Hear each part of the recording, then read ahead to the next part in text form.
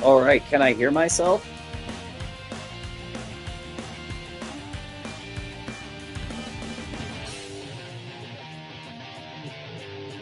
Oh, we are in business, alright.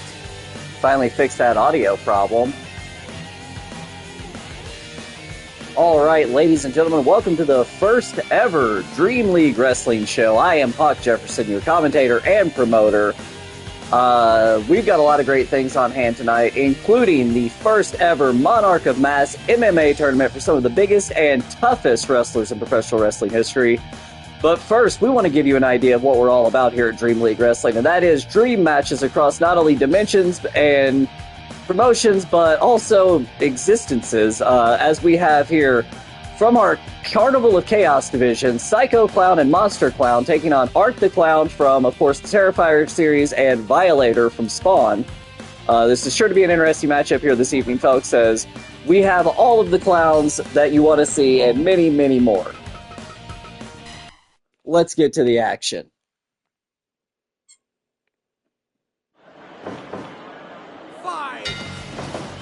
Alright, we're starting here with Psycho Clown and Art. Holy shit! Art immediately shoots Psycho Clown in the face!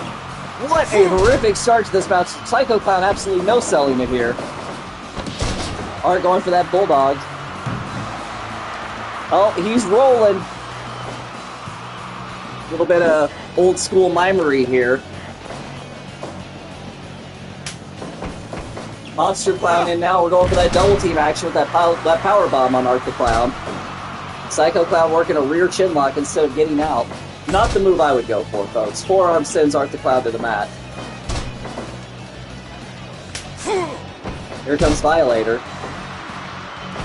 And a double dropkick sends Monster Clown to the mat, but he's back up immediately, and then a club from Art sends him down. Monster Clown back in control. You know what's insane to me? It's just how many clowns we have here in this company. There are way too many clowns, both in media and wrestling. Oh, and the referee Mills Lane takes a bump there.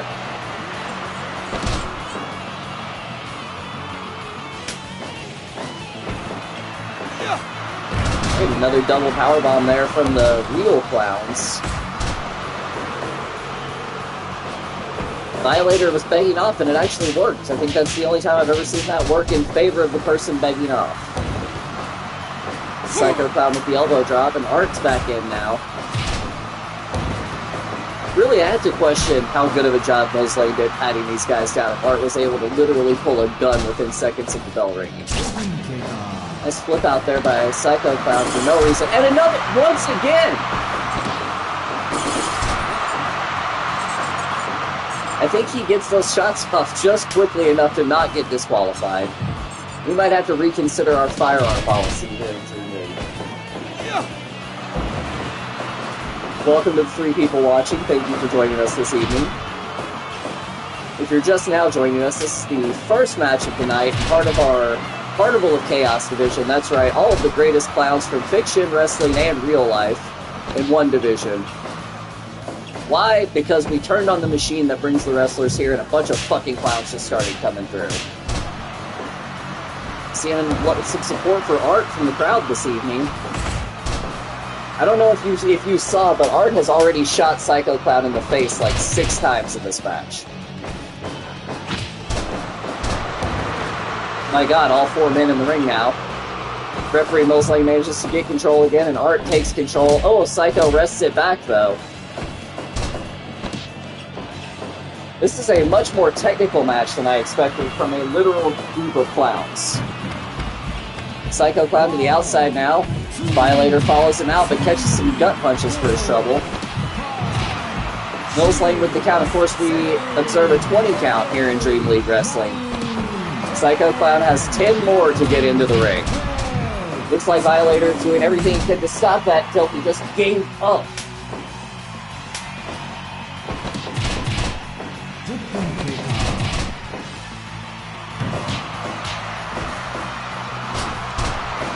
Alright, once again, all 4 men back in the ring. Did he get stabbed? Oh, and then punched in the dick for his trouble, too. Monster Clown might be out of it here. Only a 2 count there for Violator. Monster Clown needs a rest here, it looks like. Alright, Art back in. Oh, and Monster works out of that double team effort there. Oh, and Art shoots him in the face! We really need to do something about the gun violence in this promotion. We're one match in and we've already had multiple shootings on one person. Looks like Monster Clown is bleeding, which to be fair is more than what Psycho had happen when he was shot this evening. Psycho Clown back in at the defense of his partner. Oh, and he gets tagged back in. Art gets suplexed to the outside, and Mills Lane forced to start that 20 count again. This has been a very back and forth match with neither Clown duo being able to get control. Ooh, Psycho Clown with a dive off the top, but unable to capitalize. Probably all of those bullets he's taken this evening. Art and Violator are not good at the whole double team thing. I'm sorry if that is somehow unbiased for me to say as a commentary, but these guys kind of suck as a team.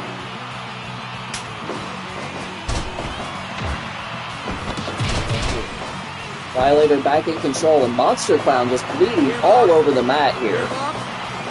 Trying to get Violator to submit, I think that's probably a hopeless endeavor. Oh, and going for it one more time.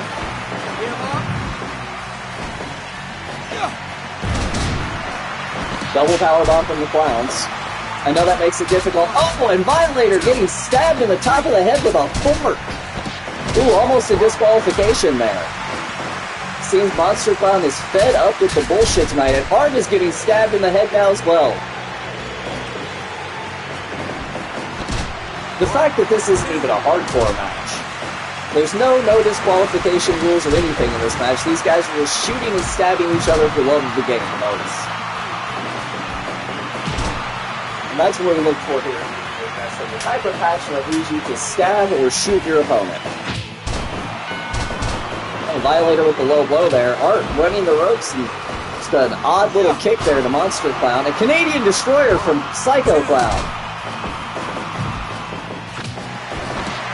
Art once again just shitty little kicks.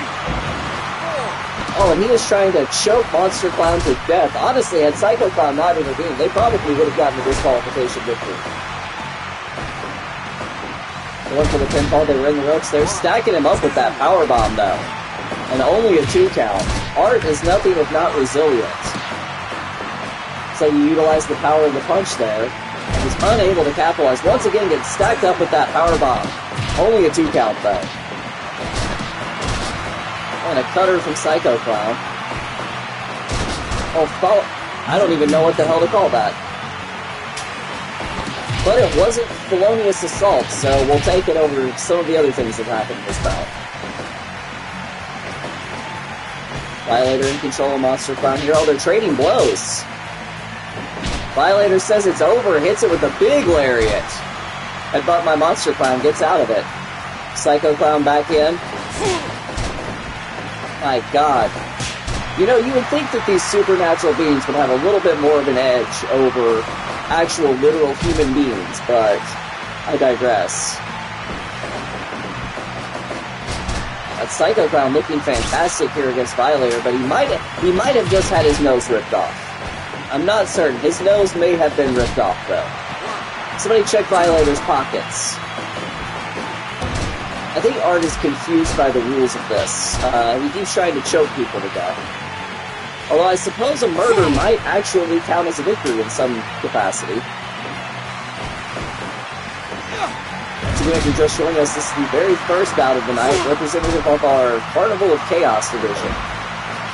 All clowns, all the time. All 4 of these men, actually, some of the most recent signees to the division. Murder Clown would have been with the other clowns this evening, but there was an issue getting all of his gear here. Also, let me just say, on a personal standpoint, you're the kind of person that uploads custom content, such as wrestlers and whatnot, on Fire Pro World, and you don't properly link to all of the pieces needed to make your content work. I very much dislike you. And Art, once again, going for the choke. Oh, and a knee to the face. Absolutely brutal. Violator going for that almost suffocation-like pin. This is absolute chaos, folks. All 4 men in the ring. Back to the legal man. Violator takes control again. He keeps telling us it's over, and he never delivers on that. Oh, and now Violator gets stacked in that power bomb. 2.9! My goodness. Excellent resiliency by Violator to kick out of that one. Psycho Clown once more in control, going to the top with that frog splash. Oh, and Art telling him exactly what he thinks of him. These guys are all really feeling it here tonight. We've gone nearly 30 minutes in this opening match. Oh, Violator gets demolished with that one. Oh, and then a power of the punch. Referee Mills Lane saw that, and I don't think Violator cares much. Still less murder than AEW. Oh, wait till we get deeper in the evening, folks. We're just getting started. I have it on good authority that Nick Gage has yelled a deathmatch challenge directly into the portal that brings wrestlers to us here at Dream League Wrestling. And so tonight we will see him defend his deathmatch crown against an open competitor from somewhere. And oh! Art the Clown and Violator win this one, folks. It is over. 29 minutes and 29 seconds. Art the Clown wins via rear naked choke. He's not letting go of it, folks. And Mills, get in there. Somebody get down there and check on Monster Clown. He might have been choked to death, though. It's a scissor sleeper. Match evaluation of 97%, though. Wow, that is an impressive first match this evening. And now that you have an idea of what Dream League Wrestling is all about, I think it's time that we get into the real reason we are all here. That's right, ladies and gentlemen. The Monarch of Mass tournament. 8 of the biggest and toughest men in professional wrestling history will face off in an 8-man MMA single elimination tournament.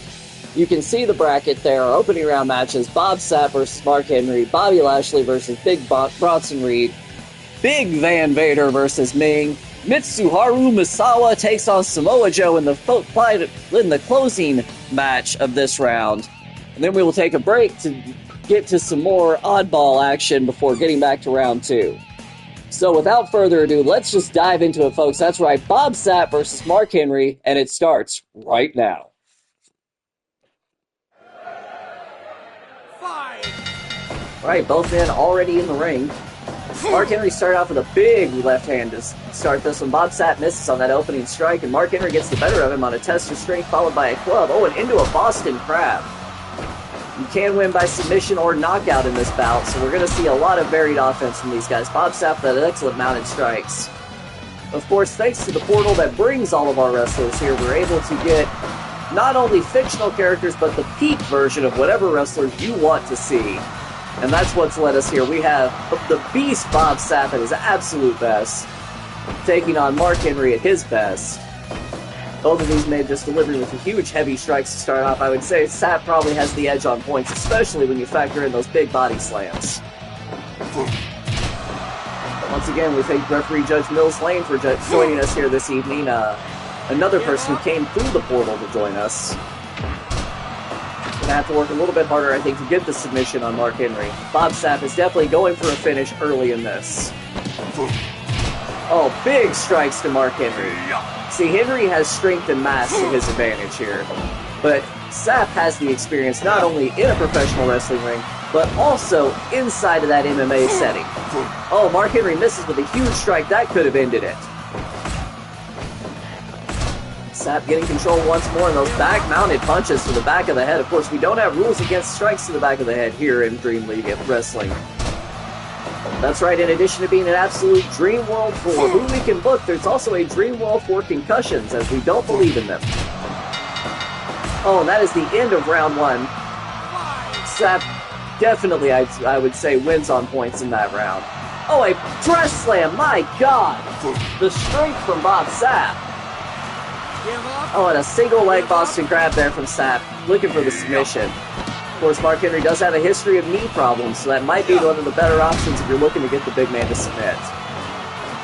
Henry using that strength advantage to his benefit there, but Sapp just raining in those strikes, and once again working that knee. Of course, we observed 3 5-minute rounds in non-title matches, but this being a tournament to crown the first ever Monarch of Mass will feature 5 5-minute rounds. And this once again will be a one-night tournament, much in the style of early UFC. Ooh, nice strikes there from Mark Henry. I think he learned those from working with the Road Dogg. Ooh, and a big lariat. Bob Sapp throws a big strike to get out of it. Mark Henry just right back in control, though. I think the important thing to remember this evening is going to be conditioning, folks. Oh my God! Right there! There it is! Bob Sapp with the KO victory!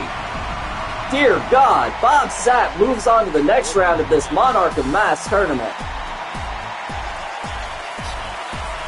Wow, thank you so much. Hey, thank you so much. We appreciate that. Welcome, everybody, to the first ever Dream League Wrestling. This is Dream League Volume 1. If you're joining us from that raid, we are not only working to crown the first ever Monarch of Mass, which is, of course, represented by, as said in the chat, big meaty men slapping meat. If you're joining us during that first fight, this is a look at the first round bracket. Bobby Lashley versus Bronson Reed coming up next. Big Van Vader and Ming coming up after that. And Mitsuharu Misawa taking on Samoa Joe to round out round 1. Then we'll get back to the random action. If you're just joining us, you of course missed Monster Clown and Psycho Clown taking on Art the Clown and Violator from the Spawn series in our opening round. Wow, thank you so much for that. Love seeing you guys join us here for this first ever Dream League show. So without further ado, let's get into match number 2.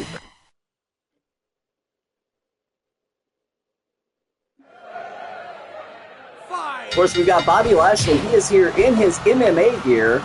Big Bronson Reed doesn't need anything fancy to beat ass, though. Big chop from Bobby Lashley. Not Bobby Lashley, from Bronson Reed. My goodness. Oh, Reed is gonna try to use that mass to his advantage here this evening, and Lashley is gonna need to rely on that MMA and grappling experience to carry him through. Lashley with that impressive takedown. Oh, and he's working this. Oh. Reed is not ready to tap out yet, but that was a warning shot from Lashley. He was letting Reed know that he can and will take control of this on the ground when he needs to. Back on their feet, and Reed is showing why he got into this tournament. Oh, but the takedown from Lashley once again working into that submission, and Reed is still a little too fresh for that. Excellent striking from Reed early. Oh, and a big vertical suplex. Of course, this is non-traditional MMA. We allow all sorts of pro wrestling fuckery. Hopefully one day we can have a deathmatch MMA match, which is honestly the dream. Reed in control here, but Lashley with the stalling vertical suplex, showing off not only that strength, but the conditioning.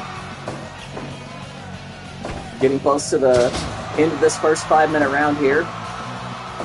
Reed taking control. This has been fairly evenly matched early on, whereas in the last match, I would say, by this point, it was pretty clear that Bob Sapp had the advantage. Reed avoiding that takedown attempt by Lashley beautifully. Lashley not letting him bother him, though. Gets right back to those strikes. Oh, and Reed gets the final word in that round. See Judge Mills Lane welcoming us back to round number 2.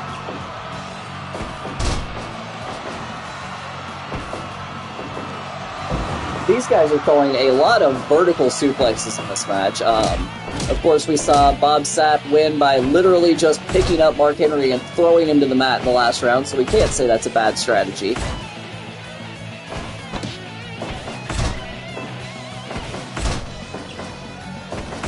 We've got Bobby Lashley, once again, like I said, he showed up here in his Bellator gear. He is serious this evening. It's a 15-2 professional record in MMA. Of course, most of those were... Oh my God! Bobby Lashley knocked himself out! Oh my God, it is all over. 2 minutes and 8 seconds into round number 2. Big Bronson Reed wins by self-KO. My God! That was... You know what? That proves that anything can happen. Not only in Dream League Wrestling, but in MMA. Bobby Lashley was willing to risk it all to try to get that big win. And it did not pay off for him as he handed the win to Big Bronson Reed, who moves on to round number 2 to face Bob Sapp. Oh my God, I am in awe of that. Oh my Lord. Alright, before we lose the steam from there, let's move on. Big Van Vader and Ming. Oh my God. All right. Of course, Vader showing up here in his classic early 90s gear. We get the prime, very best version of whoever you want to see, and sometimes the worst version, because it's really funny. Wait till Fat Jericho shows up. It's going to be a hoot. Vader wasting no time trying to wrap this one up. He knows that Ming is a dangerous man, and if given the opportunity, will literally rip parts of your body off to win a fight. Vader missing with that big lariat attempt there, letting Ming get control. These guys moving around each other very well.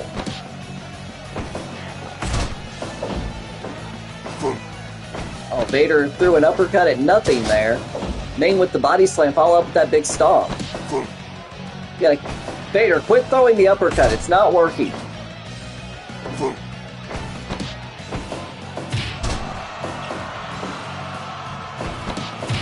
Ming just keeps delivering those clubbing blows.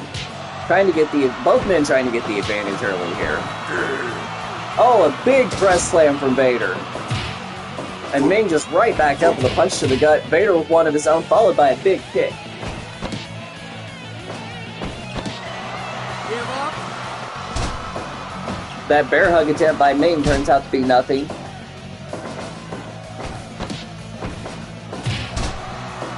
Ming just absolutely taking control here in the second half of this round. About 30 seconds left in this first round. Oh, and Vader making a comeback. Single leg Boston Crab. A lot of these guys just going to what they know, and that is work wrestling moves to try to get the submission. Vader with that nice arm breaker to try to finish Ming off as the round ends, and we are into round number 2. A couple of big blows by Vader, followed by that half Boston Crab. Ming works his way out that big right hand, and another big body slam from Vader, and he is a little bit too gassed to follow up. If that's all Vader's got in the tank, it's going to be a long night for him if he happens to win this fight. Suplex by Ming. Neither man getting the advantage there, but a big body slam, stomp, and elbow combination. Big left hand. Vader with the slam once again cannot capitalize. Ming looks a little worse for wear, but Vader is looking gassed.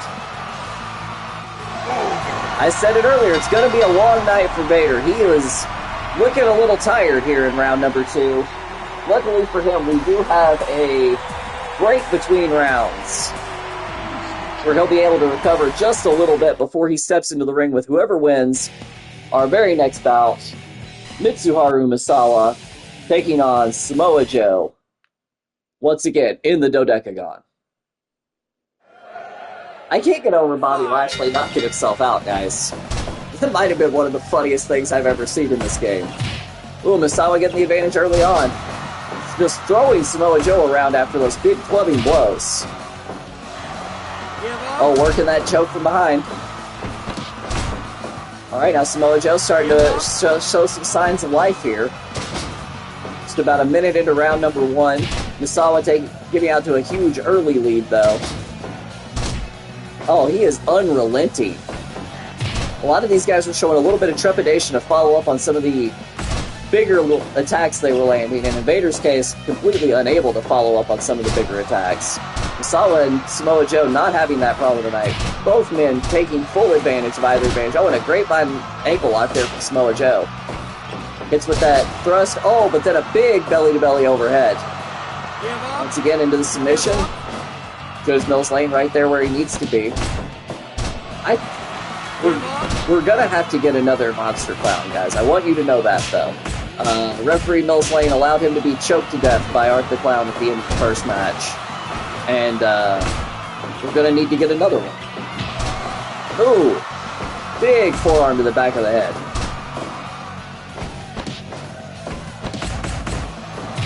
Bunch of forearms there from Samoa Joe, and then a chop, but Misawa kicks out. Literally kicks out. Misses with the big strike, but hits with the back elbow. Samoa Joe transitions back with the German suplex, but Misawa kicks out.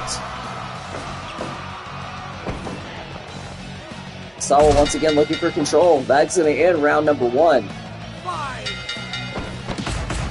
Oh, big forearms from Joe, followed by that big uppercut and a soccer kick to the spine. Oh! I'm shocked that didn't end it, considering some of the finishes we've seen tonight, folks. Single leg takeout from Misawa to counter out, but Joe just immediately back up. And then a kick to the gut, or a knee to the gut. Overhead belly to belly by Joe, but Misawa is up first. He said, get the fuck out of my face with that.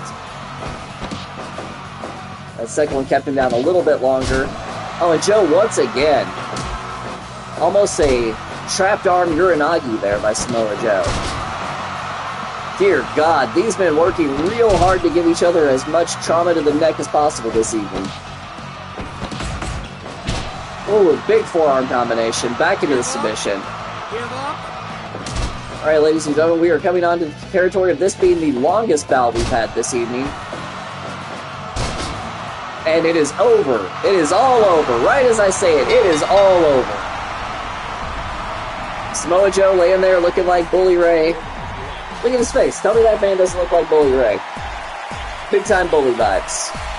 Misawa moving on to round number 2 to take on Vader.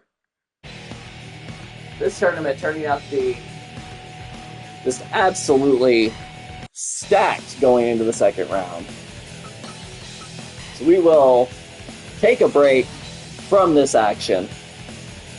We will once more get into some of the wonderful things that make Dream League Wrestling the wonderful thing that it is.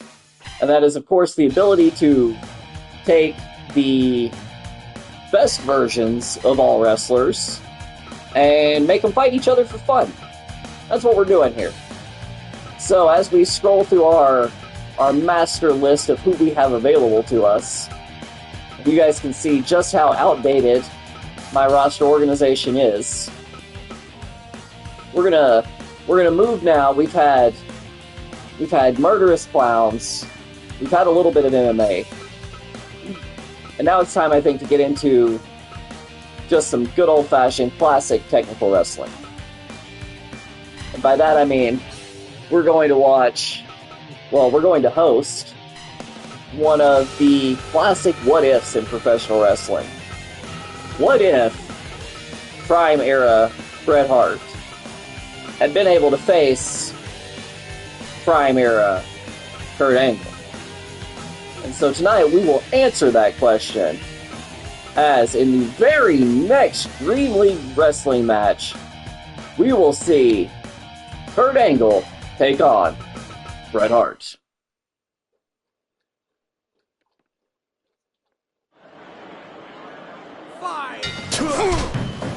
And both men missing huge to start this. Kurt Angle immediately working that knee, though. Bret with the snapmare to get control back. Test of strength here. Bret gets it, and then a drop toe hold. Angle immediately works that arm drag, though.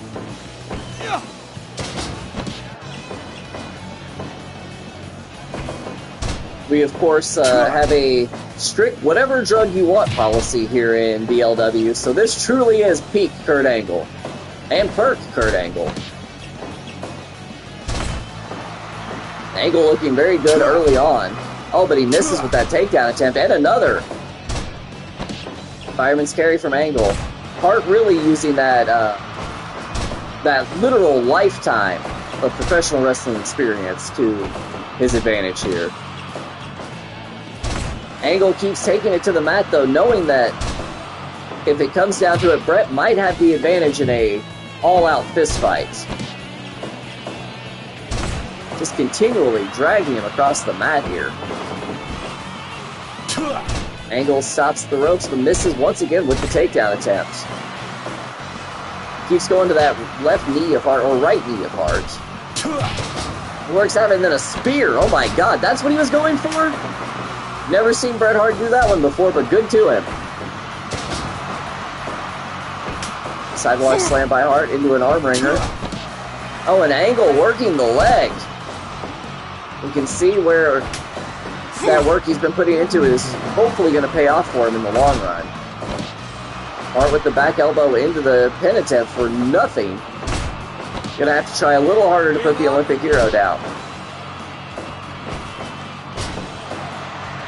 Angle with the throw. Once more to Bret Hart's knee.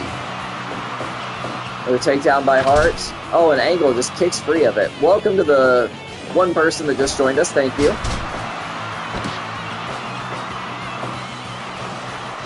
rear chinlock from Hart. And that, it's amazing how on top of it Mills Lane is when it comes to a submission that won't kill someone. Once again, rest in peace to Monster Clown number 1. We already had Monster Clown number 2 ready to go, though. We already brought him through the portal. So, hopefully this one won't get murdered. Angle in firm control of this one as we approach the 10-minute mark. Of course, we do not believe in time limits in BLW. No time limits, no concussions, and Angle with the moonsault and just bouncing right out of it back up to his feet. The Angle slam. Oh, Angle is feeling it, and by it I mean those perks. Hart not giving up to that ankle lock though, and takes an angle slam to the outside.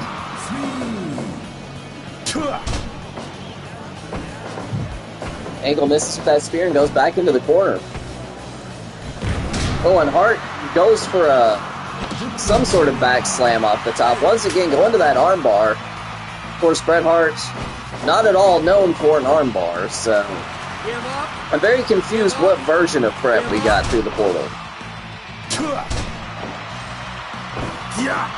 Angle with another angle slam to Hart. That's number 3.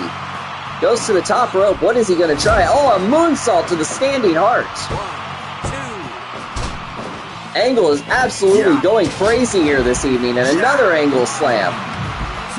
Not giving Hart a moment to rest, though, and that might have been a bad decision on Angle's part, as he's now in that Boston Crab on the floor. Hart with a kick to the face, and he is not letting up on Angle on the outside here.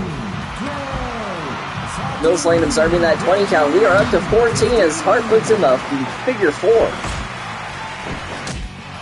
Angle with a low kick. Oh, and then an ankle lock. Hart is in the middle of the ring. He has nowhere to go, so he has to get out of it. Another angle slam to the outside. Angle goes into the barricade and then just gets slammed hard to the floor.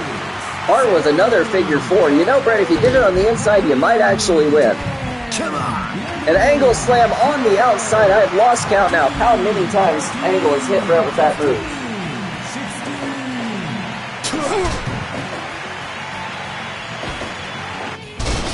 Oh, and Angle just tosses Brett to the outside, hits the RVD taunt. Okay, confused by that one.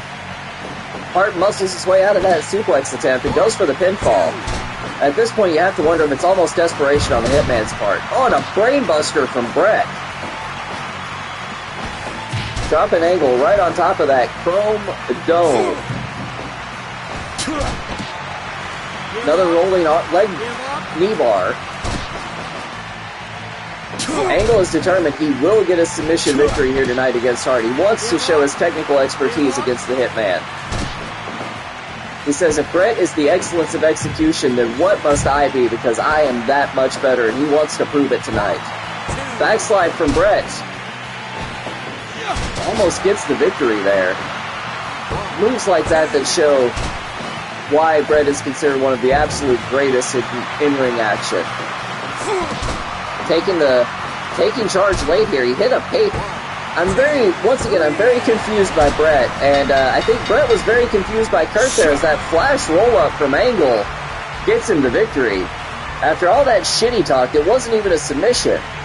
It was the quick roll-up at 15:75, or at 17:55, that gets Brett the win, or Angle the win. A 99% match evaluation, though. Absolutely glorious match here this evening. So, once more, before we get back to tournament action, as we said earlier, Nick Gage, he yelled a deathmatch challenge through the portal and challenged anybody from anywhere to show up and face him in a death match. And many men came through, and unfortunately we can only pick one of them to face off against Nick Gage this evening.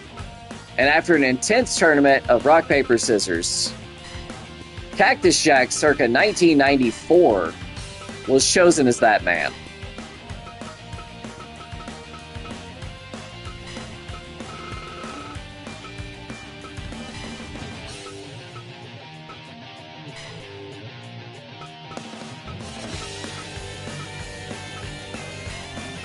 Warrior referee for the evening, referee Judge Mills Lane.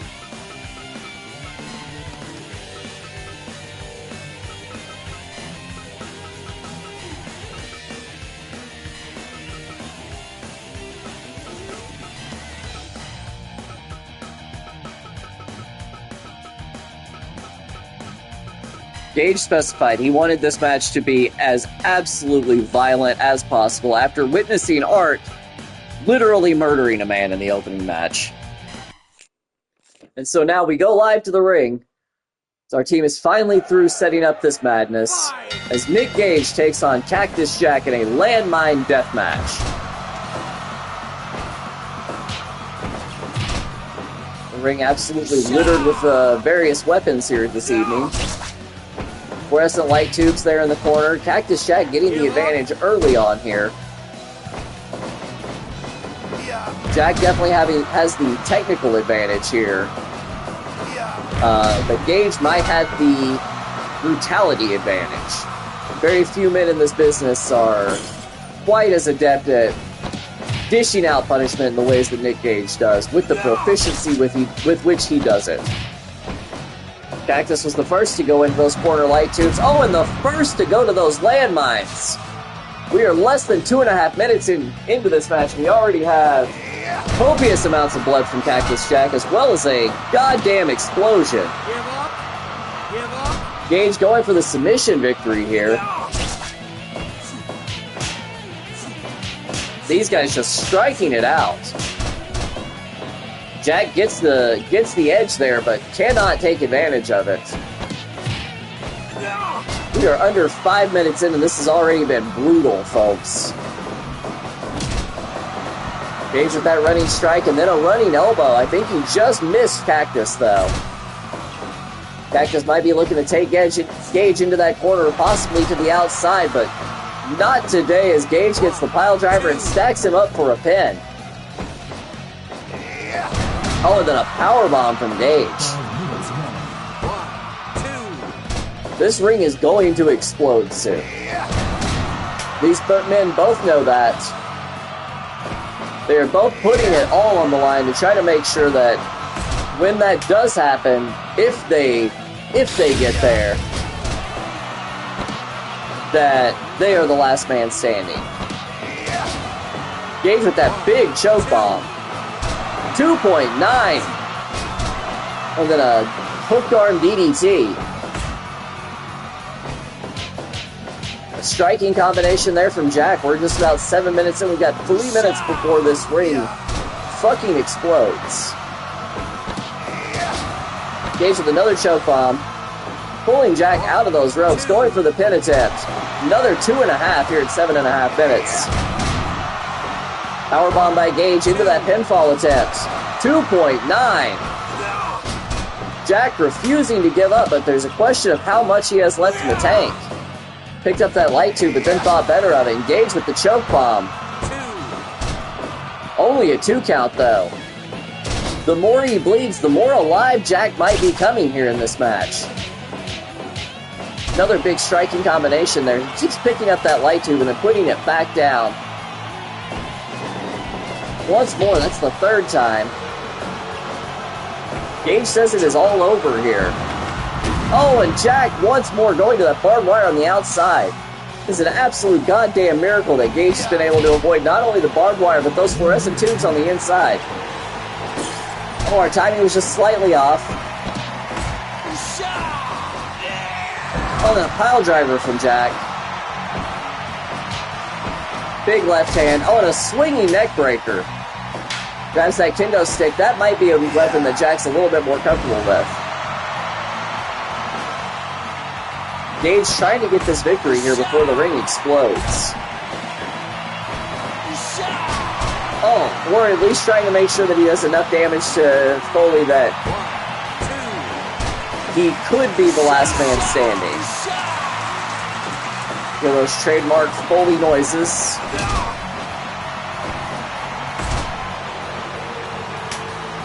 Gage is showing why he is considered to be one of the toughest men in professional wrestling in this match. Jack winning that strike exchange, though.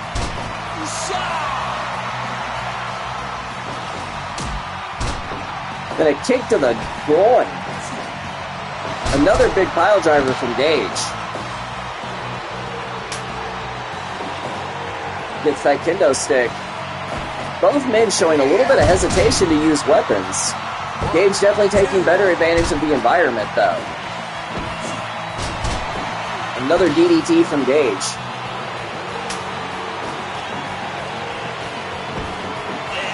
Oh, and then a pile driver from Cactus. Both of these men have very similar movesets, which could lend to their resiliency in these instances. Gage with the big kendo stick shot. Cactus Shack with the pile driver. We are coming up here on the explosion.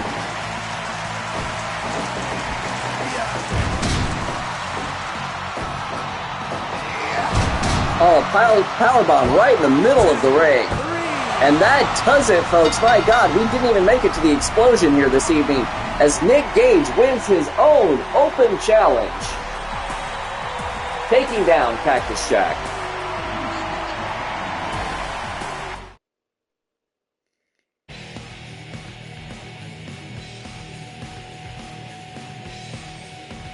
All right, I think it's time, ladies and gentlemen, once more, we get back into the Monarch of Mass tournament. We gave our competitors a little bit of time to rest. As we see here, moving into round 2, we have Bob Sapp taking on Bronson Reed, and Big Van Vader taking on Misawa. So let's get into it.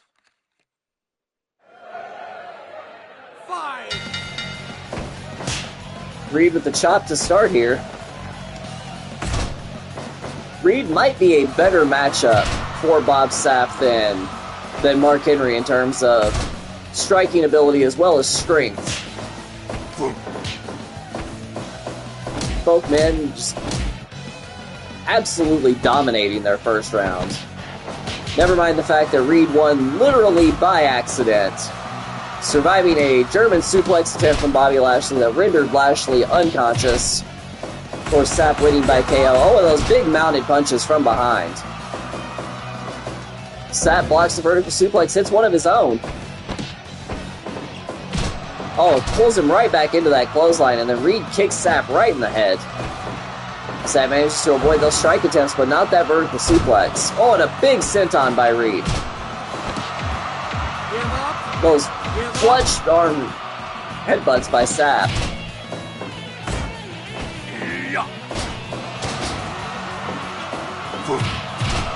Oh, Sapp really trying to muscle his way into control here, and Reed having none of it.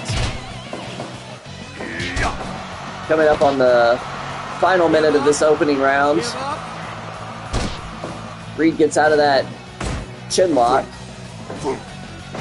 Sapp misses with 2 big strikes and takes a hip toss. Reed with the brain buster and both men down. We're back up as these men are trading strikes as we sound the bell to end round number 1 and quickly into round 2. Reed with those shoulder blocks. And then a powerbomb from Bob Sapp, instinctively going for the pin, and that might have given Reed the advantage here.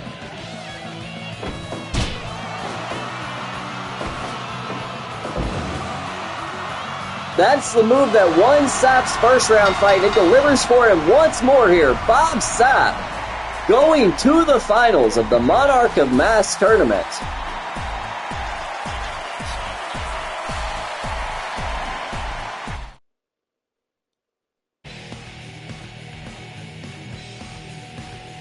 You see there, 58 seconds into the second round, Bob Sapp is victorious. My God. All right. Big Van Vader takes on Masala in the second round fight.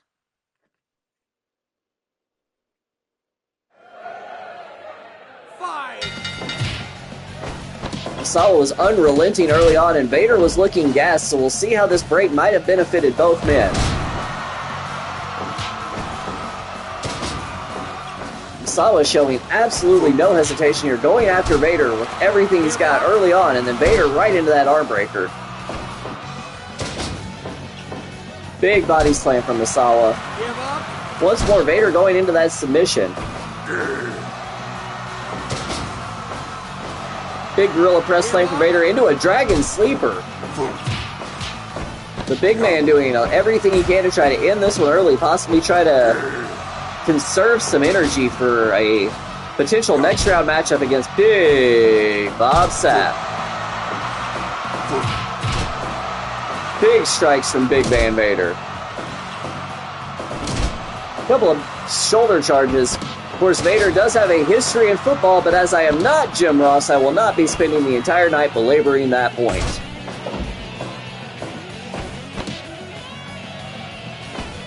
Neither man able to get an advantage on either of those grapple attempts, and then a powerbomb from Vader. He goes for the pin, but Masala is out!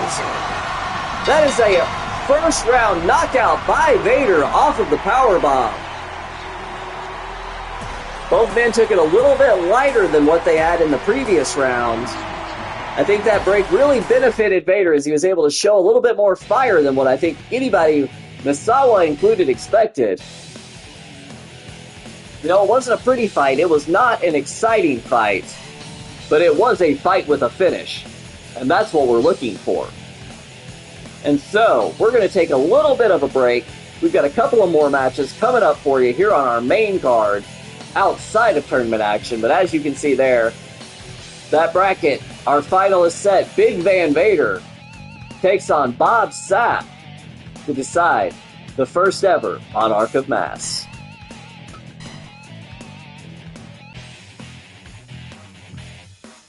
All right, ladies and gentlemen, we have an absolutely loaded locker room, and we are just kind of letting people do what they want this evening. And there's very few things, I think, that are going to make that more obvious than our next bout. We had a couple of groups of people show up this evening, and they wanted to fight each other. And we're all about putting on some fights here. And we're going to allow that fight to go down.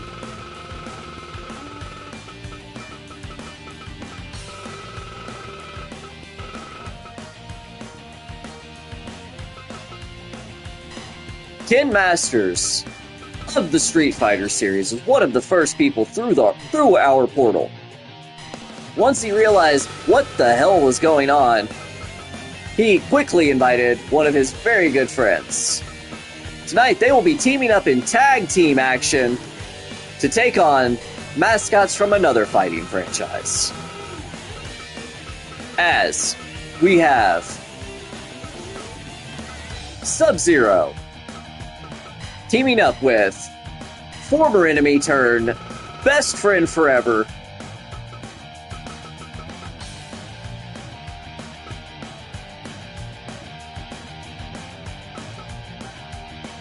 or maybe he isn't. My goodness, folks, I did not expect this to happen. I organized our roster this afternoon. We had quite a few people. It looks like maybe one or two might have possibly not made it in the way I expected, but that's okay because we can adapt here. Sub-Zero and Liu Kang take on Ken and Ryu.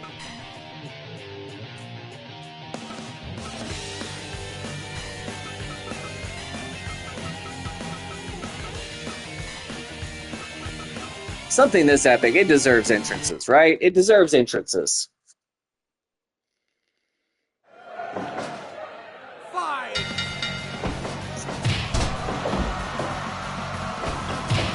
I'm gonna level with you guys. It's probably the first time I played Fire Pro in a few years. I'm relearning the game. as I do it. However, in previous years, Fire Pro has been something I've been able to share with various friends. And reuniting with those friends, I wanted to share that with people again. So we're kind of flying by the seat of our pants here tonight. Learning things, learning what works. And I think one thing we're learning is that Liu Kang and Sub-Zero work very well as a tag team here, as they had the advantage early on over Ken and Ryu. Ken trying to get control there, and it did not work out for him, but that throw, those mounted punches. Liu Kang going for the choke. Man, not known for his choking ability, his submission ability.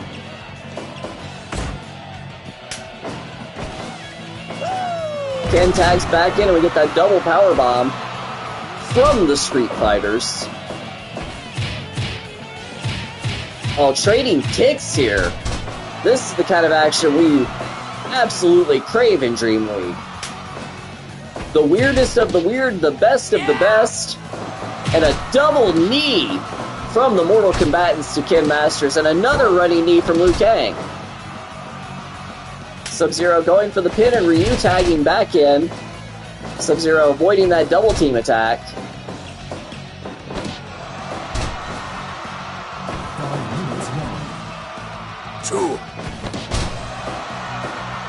Neither team has been able to get a distinct advantage in this fight this evening.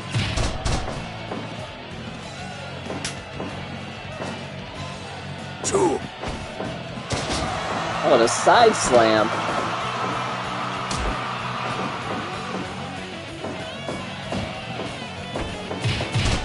Oh, a couple of big kicks from Ryu there. And Ken is back in. Oh, and just absolutely brutal knees to the head. It's again that double knee to the face. Neither one of these teams knows the meaning of winning a fight without absolutely catastrophic physical damage to the opponent. That is coming through here this evening. Once more, just working those knees to the head. Ken and Ryu not known for murdering their opponents, but tonight might be an exception.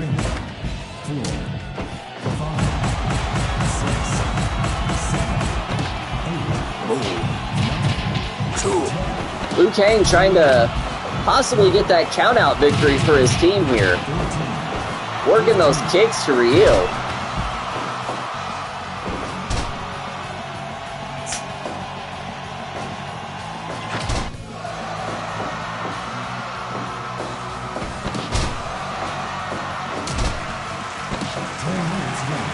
These guys are, well, quite frankly, folks, they're not used to fighting for this long. And you can kind of see it start to wear on them a little bit here. Nor are they really used to the rules of professional wrestling or tag team fighting. Once we bring competitors from the Tekken universe through, I expect they'll probably be a little bit more well-versed in the rules of tag team fighting. That rolling submission there by Liu Kang right to the ropes, though. Oh, and Sub-Zero just absolutely taking Ken's head off with that boot. Sub-Zero with the taunt. Oh, and the big claw. Liu Kang stops Ryu from saving his partner, but it doesn't make much of a difference as Ken is able to get out of it. Big knees to the midsection there.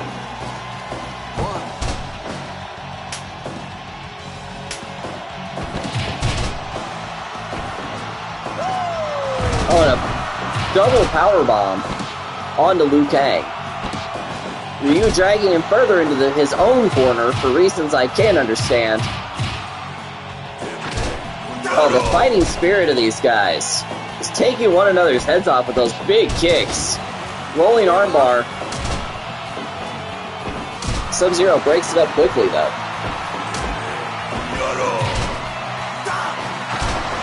Liu Kang with a big kick to Ryu. Ken makes the save, though, prevents the pinfall. Oh, and Ryu sweeps the leg. Ken is just getting in the back of his head, pulverized, though.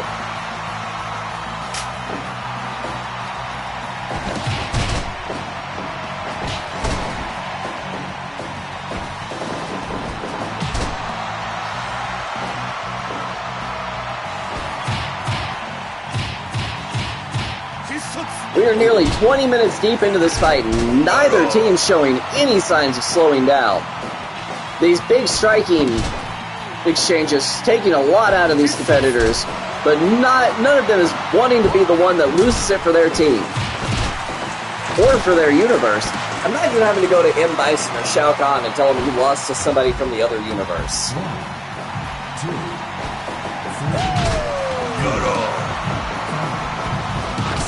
I really hope we can start seeing some freak fights, though. You know what I mean? Like, let's get Yoshimitsu versus Boldo versus, like, Goro in here, you know?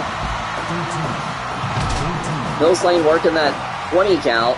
Sub-Zero makes it back in just in the nick of time at the count of 13.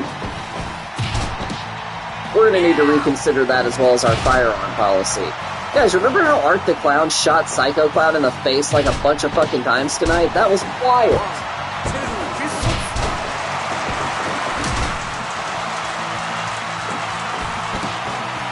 Oh, and Liu Kang choking Ken there. Oh, and punching Ryu in the dick. And that's what ends it, folks. 20 minutes and 6 seconds. Liu Kang using a trick he learned from his old pal Johnny Cage. Punching Ryu directly in the dick for the 1, the 2, and the 3.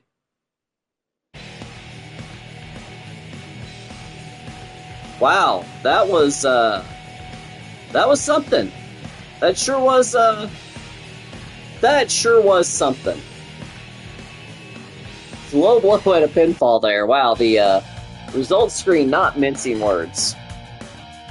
Alright, so as I'm sure many of you have considered, with this portal, we have the opportunity for men to fight each other. And when it comes to that, there's only one man I can think of that really would love to be able to fight himself. It's not this version of this man. No, no, no, no, no. We're going back. We're going way back to the 2000s. As Ring of Honor, Bryan Danielson takes on, from the WWE, Bryan Danielson.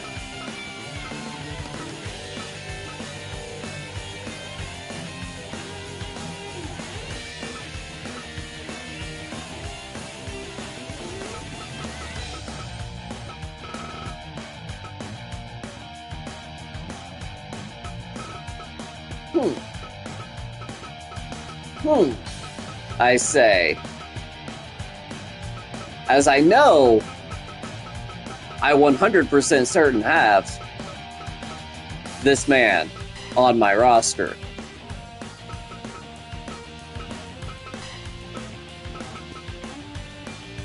Of course, I was looking under Bryan and not Daniel. Fuzzy Boots Bryan against bald-headed, furry-faced Danielson. And you know what? We're allowed to change venues however many times we want. However many times we want. So we're doing this one in the USA Grand Dome. Once again. One match, 150 speed. Let's turn that outside count off. Yeah, let's turn it off.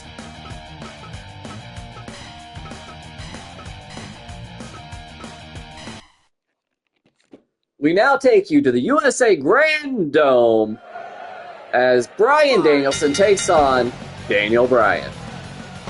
Lock up early, neither man gets the advantage. Oh, but Bryan's the first to get a takedown with that dragon screw leg whip. Big shoulders there from Danielson. European uppercut.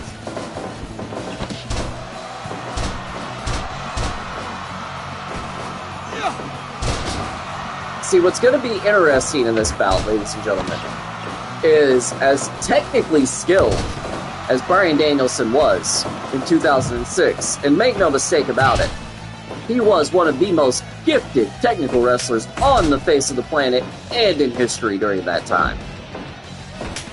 But Daniel Bryan knows everything that Bryan Danielson does. And Bryan Danielson doesn't know everything that Daniel Bryan does.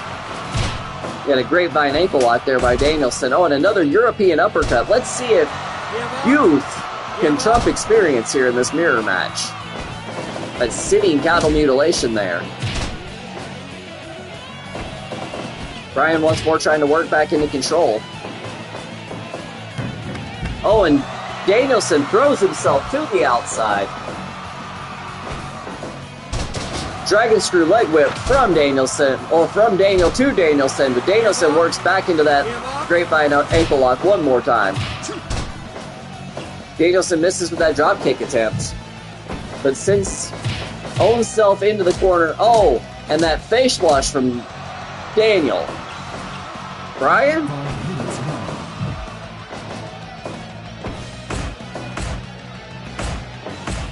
Oh, and both men just trading big strikes here. Those European uppercuts from Bryan, the big forearms from Danielson.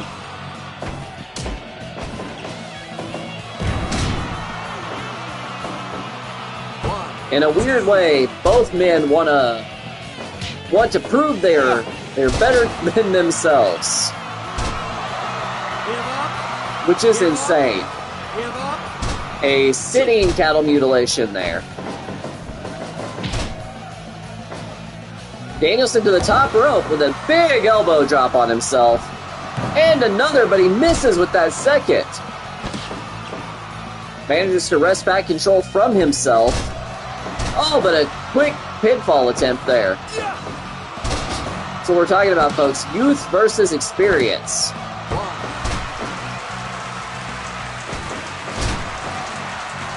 Danielson with that big DDT.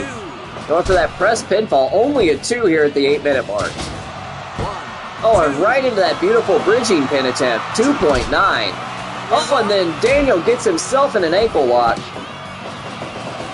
Airplane spin here from Danielson.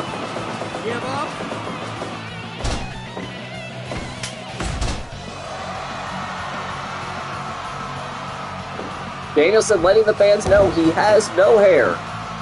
Another big elbow drop, and another. He doesn't care about that second one, though. DDT from Danielson, but he has himself in the ropes. Bryan going for that ankle lock himself. On himself. Ladies and gentlemen, I once called Nick Gage versus Nick Gage in a Rage in the Cage, Gage versus Cage match. And that might have been less difficult to call than Daniel Bryan versus Bryan Danielson.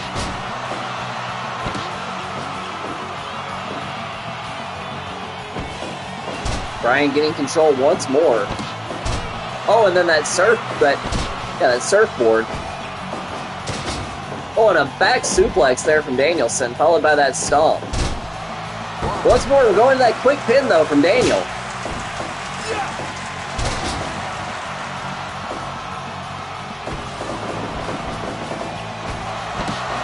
Bryan behind himself with that suplex. Once more into that ankle lock. Like we saw earlier this evening with Angle versus Hart, both men pretty determined to get a submission victory by any means necessary this evening, but a regular victory will do for either man. Danielson with the big knee drop to Bryan.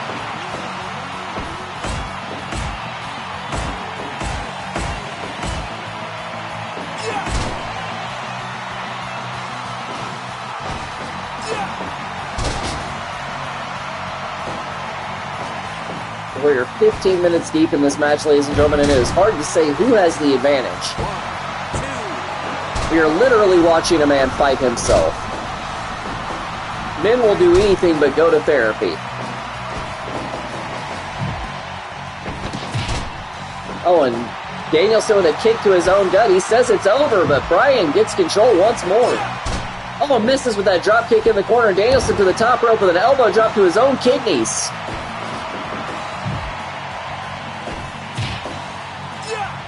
Oh, and then a big kick to the head of Danielson. Once more into that ankle lock, but Danielson is in the ropes. A series of European uppercuts sends Danielson to the mat. Daniel Bryan is feeling himself. Flip drop kick. Danielson takes control but misses with that crossbody attempt. Big kick to the gut there. Another series of European uppercuts from Bryan to himself.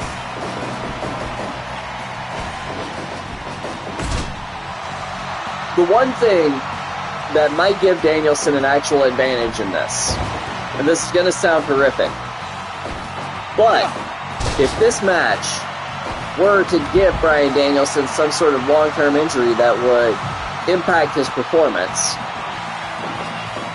Daniel Bryan would feel that. And so, and a Dragon Sleeper there from Bryan Daniel. Daniel Bryan Daniel. Ankle lock there.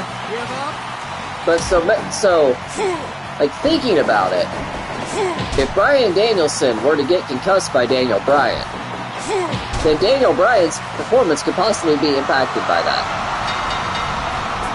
And there it is, ladies and gentlemen, 21 minutes on the dot. Bryan Danielson makes himself submit. And you gotta think, folks, Bryan Danielson was probably watching that match in the back. He saw that England stretch applied to himself. All I'm saying is that there's a Bryan Danielson versus Bryan Danielson match that we could potentially see in the future here.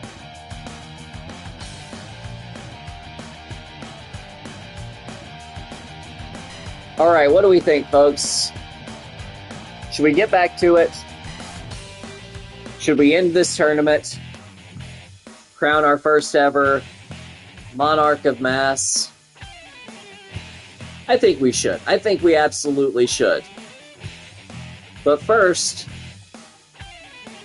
I need to send a message to somebody letting them know that this is happening.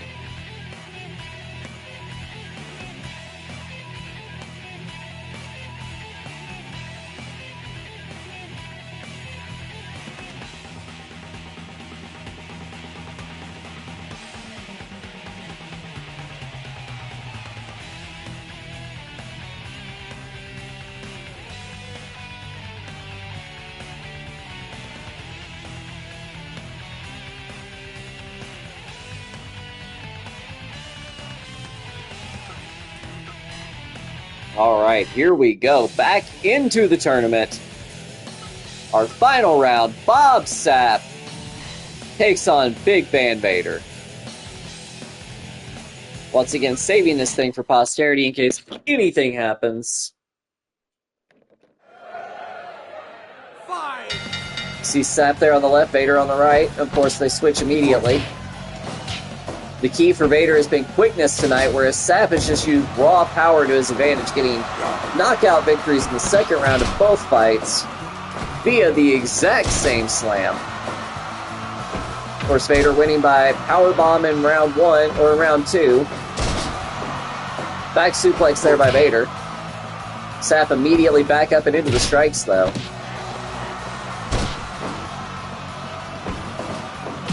Oh, and Vader with that short arm lariat. A big stomp. Working the leg there. Not a single bout has been won by submission here this evening. I feel like that is 100% important to note. Oh, and Vader with the choke slam. Oh, and there's that powerbomb that won it for him, and it does it again! My God! That's it! Vader is the first ever Monarch of Mass. My God, it only took him 2 minutes and 50 seconds into the first round of this final round fight to get there. And Vader is celebrating, but then, oh no, Oh no, what's that music? Hold on. Hold on, I'm getting word through my headset. Yes, that's right, ladies and gentlemen. Zangief! Zangief has come through the portal. Oh my god, Zangief has declared he doesn't want to wait. He does not want to wait. He wants Big Van Vader right now. He wants him right now. Are we going to make this happen, ladies and gentlemen? Is this happening? Alright, I'm getting word through my headset right now. Yes, Big Van Vader has said, I don't give a fuck. You saw my dick in those Uggs. I will fight Zangief right now. Wow, this is absolutely unexpected, ladies and gentlemen, as Big Van Vader defends his Monarch of Mass title against Zangief here in wow, oh my gosh. Alright, let's do this thing. Zangief and Vader, gruesome rules.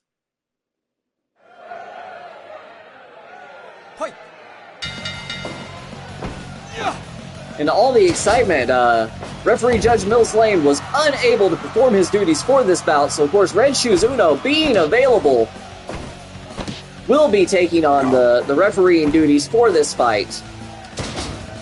Vader with the body slam early. Oh, Zangief just two big punches right to the face. And then a slam of his own. I think we've talked about the keys to victory at various points this evening. The key to Zangief's victory will be to not get fucking powerbombed. Both men who have been powerbombed by Vader here tonight have died. They didn't actually die, but that match was over immediately. If Zangief can make it to round 2, he might be able to outlast Vader in this round. Well, this fight. Oh, big blows from Vader, though, and a elbow to the back of the head. You might be able to say that Vader has the advantage because he has an understanding of real-life human physiology, so he understands the concepts of knockouts and whatnot on a more realistic level than what Zangief experiences. However, Zangief may have the advantage because he doesn't understand that he might be able to kill Vader with a spinning powerbomb or a spinning pile driver. We'll see how that plays out here this evening. Zangief with the elbow to the back after that big slam, followed by that knee. Oh, and then a punch after the bell.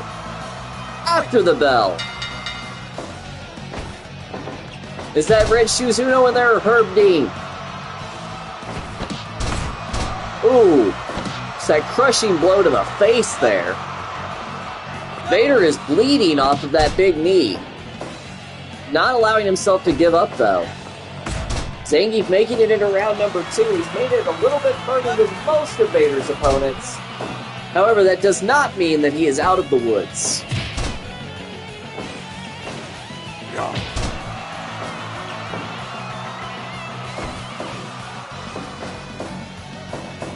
Zangief getting taking that vertical suplex there.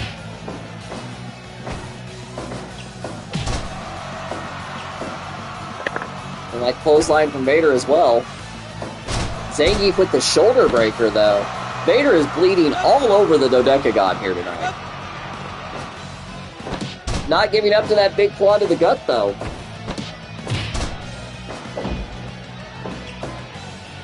I cannot believe that Zangief came through the portal, demanded a match for the title, and got it. Oh! Powerbomb! Oh, Zangief survives! Zangief survives the powerbomb! Vader not perturbed by it, though, still on the attack. Oh, and right back to that. That is the move that busted him open a little bit ago. Vader might be about to give up here. Oh, we're going into round number 3.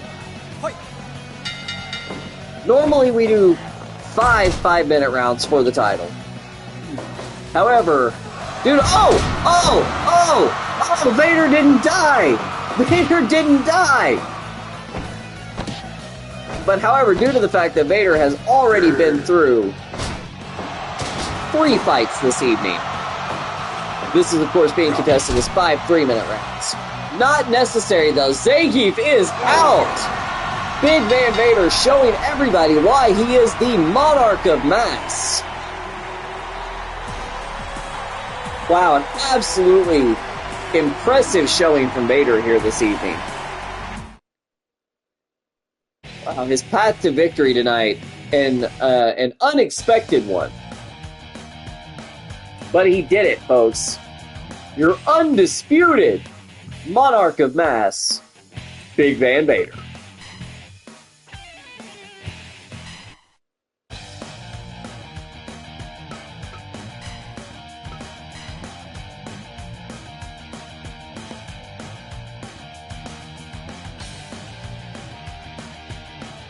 All right, folks.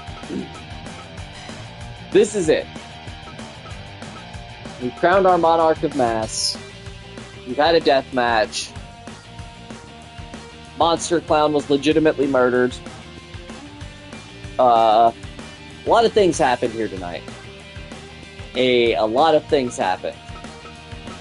And I want to wrap things up with, of course, a battle royal, as you saw. And this is something that we at Dream League Wrestling, we're going to call this the face that runs the place Battle Royale. Of course, through the generations, WWE have had many different people that could be considered the face of the brand. And we have picked the top 8. And we will be putting them together here in this Battle Royale. And the winner will be declared the undisputed face of WWE. They will be immediately carved into the side of a mountain. This will be irreversible. It's a title you hold for life. First off, of course, we have to have Stone Cold Steve Austin. And if we have Steve Austin, well, we obviously have to have The Rock, right? And if we've got The Rock, well then, of course, we have to have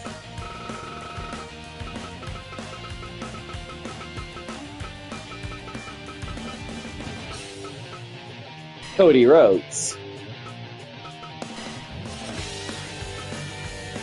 And if we've got Cody Rhodes, well then we have to have Randy Orton.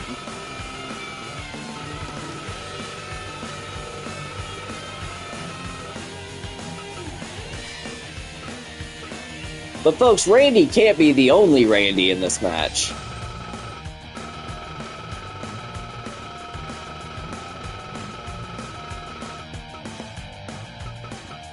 So we have to have Randy Savage.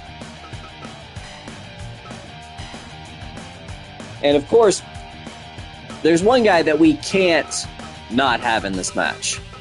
As unfortunate as it is, he has to be in it. And if Randy Savage is in it, this guy is definitely going to make a big fuss to be in it. Of course, I mean Terry Hogan. And if Terry Hogan's in this thing, well then we gotta have the guy that made Terry look like an absolute fool. That, of course, being, well, maybe not this version of Shawn Michaels.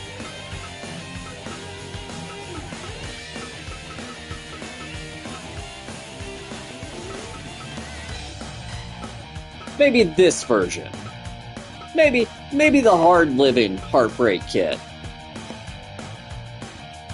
And, well, folks,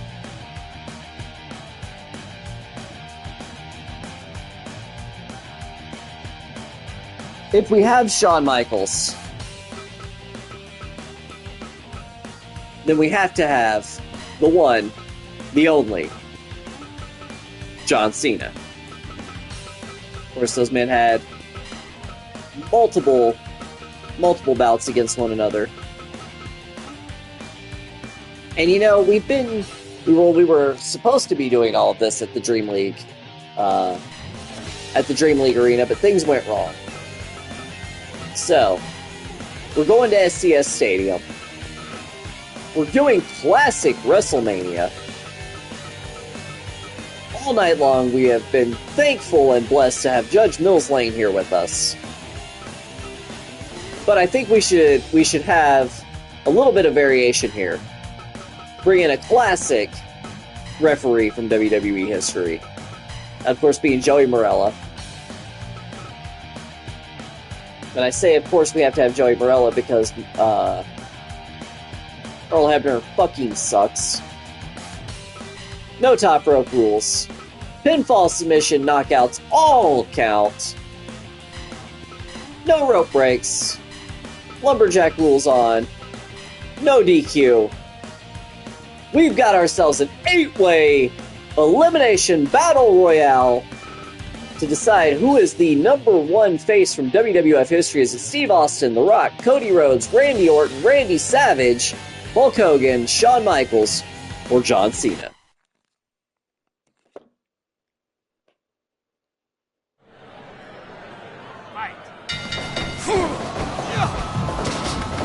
Folks, I'm not going to lie to you, I will not be able to call this match on a traditional way, just because there is going to be way too much happening. I will try my best to call the big spots, but I am only one man.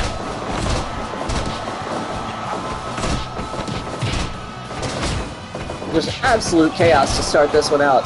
The generations just breaking down, intermingling here.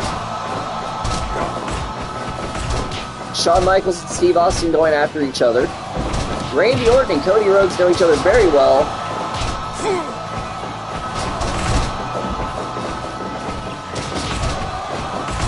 This is a lot, folks. And I don't know how many hours we are going to be here because, quite frankly, with the cardio in this ring, as well as the creative control, I can see this one lasting for hours. Man, how about that Vader, though, huh? Bobby Lashley is probably fucking stoked that Vader got some cool KO, because everybody forgot he knocked himself out in the first round. Really hard for anybody to get the advantage of this. These guys not giving each other room to breathe. I think it might be a little bit easier to get the advantage if everybody weren't right on top of each other for this one.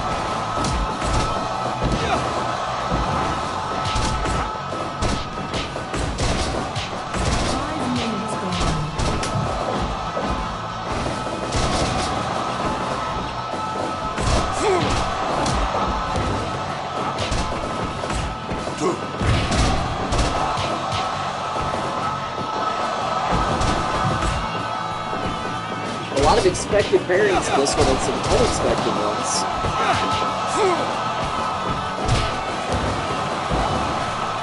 John Cena and the Macho Man fighting it out. Randy Orton and The Rock. Shawn Michaels is finding it really hard to stay away from Hulk Hogan. Oh, a 3-way beatdown on the Macho Man. What bullshit is that?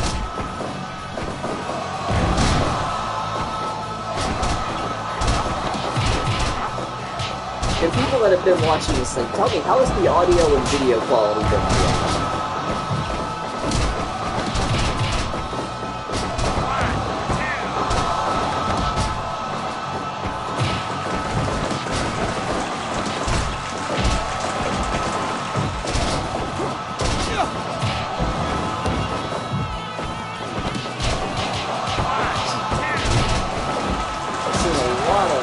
Absolute chaos here, folks. It's going to be hard to nail this one down until we get to a point where there's a...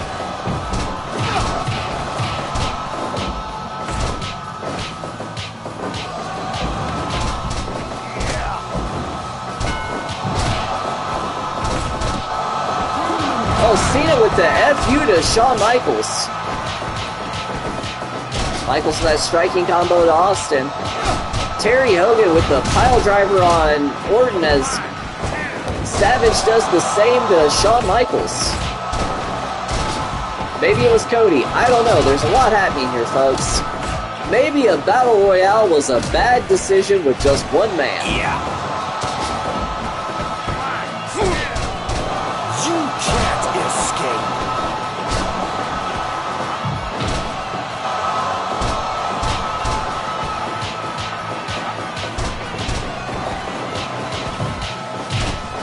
These guys just going absolutely crazy here. Savage trying to get a submission out of Austin. Orton with the Bulldog, takes the Bulldog from Rhodes. Oh, and The Rock punches Rhodes right in the face. You know, this version of The Rock doesn't know that he has beef with Cody Rhodes yet, but this version of Cody Rhodes knows he has beef with The Rock. Crossroads to Orton, and The Rock stops Rhodes from doing anything about that. Coming up on the 15-minute mark here, folks. Not a single elimination yet. But I think that was expected from some of the greatest, biggest names of any generation of WWE. Oh, Terry Hogan almost eliminated there.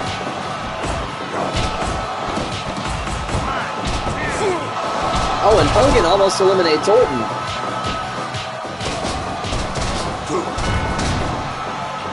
Hogan takes down Cena, and Cena returns the favor. Hogan with those punches to Orton, low blow to Rock from Austin. Crossroads to Shawn Michaels. Savage sent to the outside. Shawn Michaels, first one eliminated in this one, folks. I think Sonny might be in that locker room, though, so he's probably pretty thrilled about that. Savage with that punching combination to Rhodes. Vertical suplex from Austin. Figure 4 to Cena. Ooh, Alabama slam to Cena from Rhodes. Oh, brainbuster to Savage from Hogan. Randy Savage eliminated by Hulk Hogan. I'd like to say I'm surprised, but I'm not. Rhodes kicks out at 2 there. Cena with that gut wrench. Hogan with the knee to the Rock. Oh, he's calling out to his Hulkamaniacs now. Yeah. Rock and Orton and Austin paired up. Cena with the slam to Rhodes, and now The Rock interjecting himself there. Rhodes with that dream striking combination. Oh, and a cutter from Cena. Not often we see that. Oh, and Rock and Rhodes working together to send Cena to the outside, and that partnership quickly ends as Rhodes hits that DDT. Oh, and then one from Orton to Rhodes. Double vertical suplex on Cena, back out to the outside. Oh, and a powerbomb neckbreaker combo. Yeah. You can't escape. Rhodes to the outside there. Orton kicks out of a double team attempt. Orton and Hogan trading strikes. Orton with that big drop kick. Oh, and a big boot from Hogan. RKO to Steve Austin. Oh, and Austin kicks out because Orton was unable to capitalize on that RKO immediately. I'm pretty sure Cena just hit a brainbuster on Hogan. That's terrific. Yeah. Vertical suplex by Cena. Yeah. Once more to Hogan. Hogan to the outside there. Yeah.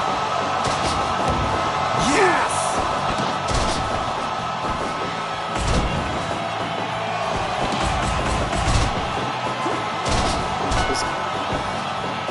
Absolute chaos here. We see this trios that have broken down into Cena, Hogan, and Rock, and then Orton, Austin, and Rhodes on the other side there.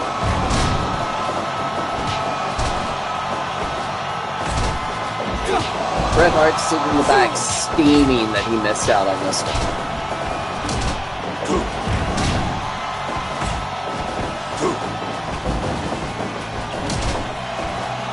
Yeah. Ford with those strikes to Rhodes, and then takes one from Austin. Back elbow to Austin, right as The Rock kicks Cena and Hogan right in the gut.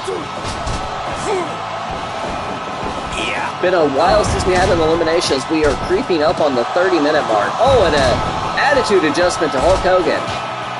The Rock preventing Cena from getting the pinfall there. Yeah.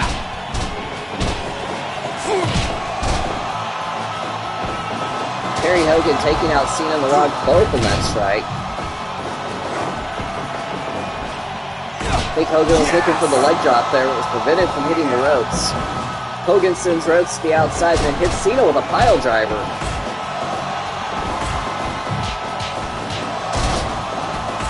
Conditions are perfect for us to see Hulk Hogan take a gang beating. Let's make it happen, guys. Let's get a triple team on Hogan. Powerbomb neckbreaker combo from Orton and Cena to Rhodes. Hogan sent to the outside. DDT to Rhodes from Rock. Neckbreaker from Rhodes to Hogan. Oh, Orton eliminated there by The Rock. Sit-out powerbomb by Cena to Rhodes. Only a 2 count, though. We now have 5 minutes left in this match. Cody Rhodes, Hulk Hogan, John Cena, The Rock, and Steve Austin. Hogan with a suplex to Austin.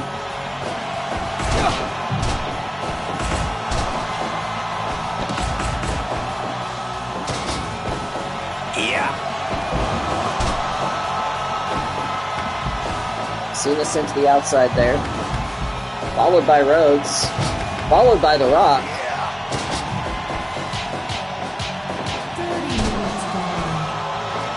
Alright, we have hit the 30-minute mark officially as you hear our ring announcer.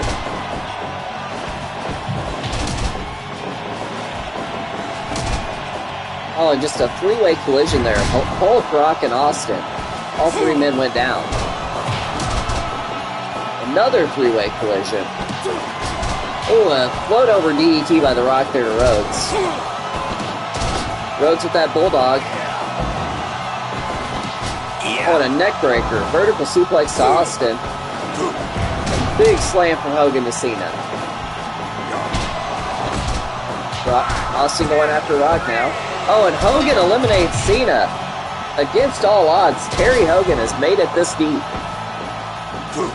Now down to Rock, Austin, Hogan, and Rhodes.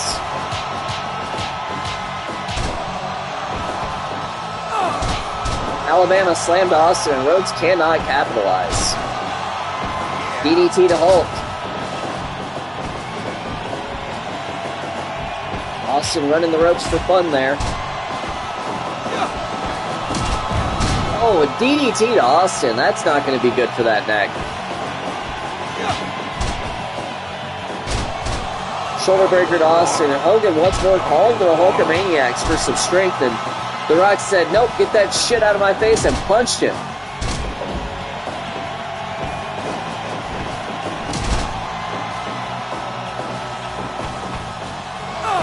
Another Alabama slam from Rhodes to Hogan.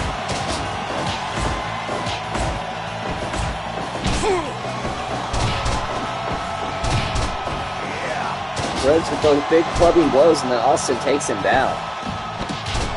Rock counters in a strike attempt by Austin, hits him with a big elbow. Rhodes takes Hogan to the mat. You can see Rhodes is really starting to gas out here as we are past the 36-minute mark. We are in the deep water, as they say.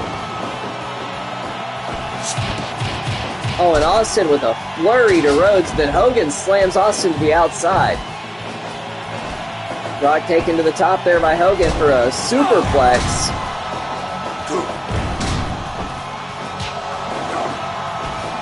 These 4 guys absolutely knotted up, not giving each other the space to breathe. Crossroads to Austin from Rhodes. Alabama slam to Terry. Neckbreaker to Austin. Cody Rhodes is going crazy here.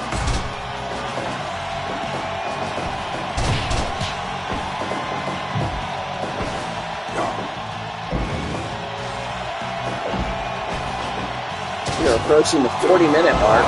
Oh, and a rock bottom to Cody Rhodes. 3 count on Rhodes. Shades of WrestleMania 40.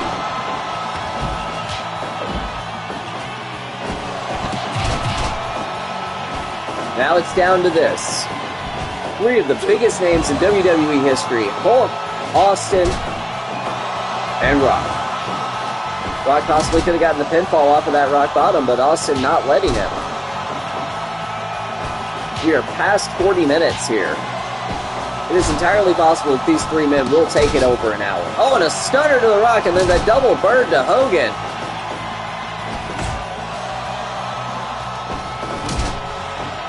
Hogan sends Austin into The Rock, but then also with that eye rake. A gut wrench there by Austin, and Hogan taking advantage of those stomps.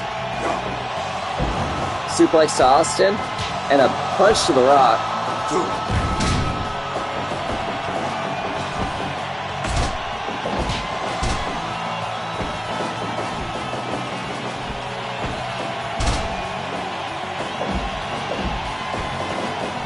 These these men absolutely laying it all on the line there. There's a swinging neckbreaker from Rock. All 3 men down.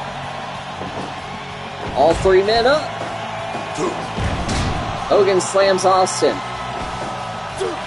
Rock bottom to Hogan. Austin picks him up, gives him the finger. How about you just fucking pin him, Steve? Swinging neckbreaker to Austin.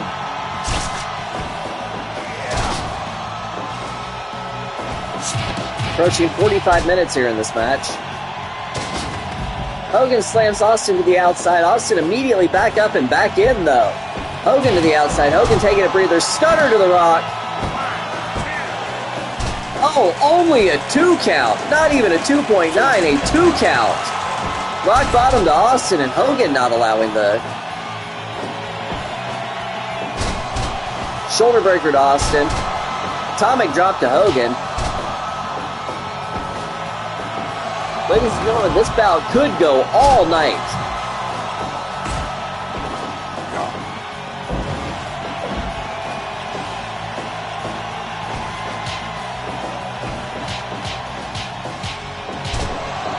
It's my opinion that whoever gets the next pinfall in this match is going to be the winner.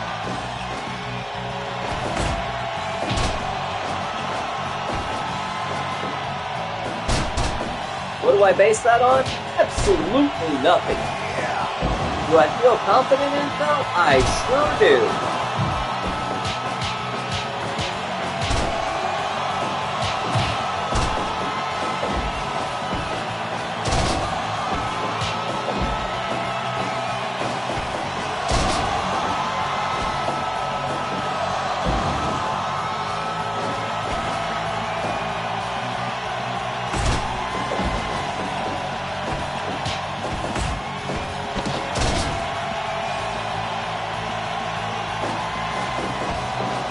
Alright, we are in very deep here. We are 10 minutes out from a 1 hour mark. Well, 10 minutes and change. None of these men showing signs of slowing down or even allowing each other to get a victory here.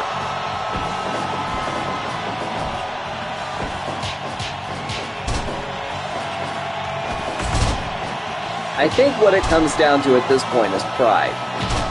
All 3 men want to be the man who gets the next 2 eliminations. Because if you get the next 2 eliminations, you can say you eliminated 2 of the biggest names in history. Looks like Austin was possibly going for that stunner.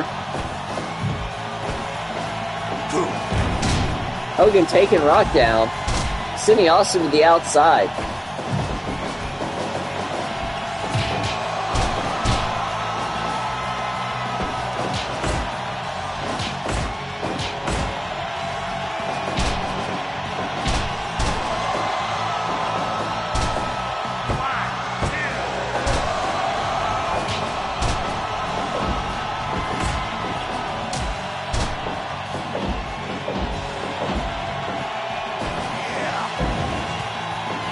Folks, there's really not much to say at this point. We've said it all. We've seen it all. Once more, these 3 men down. Hogan the first back up, though.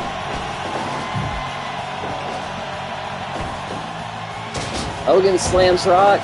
Big elbow drop. Slam to Austin. And Hogan takes himself out, running right into the turnbuckles. Alright, Terry, get it the fuck together.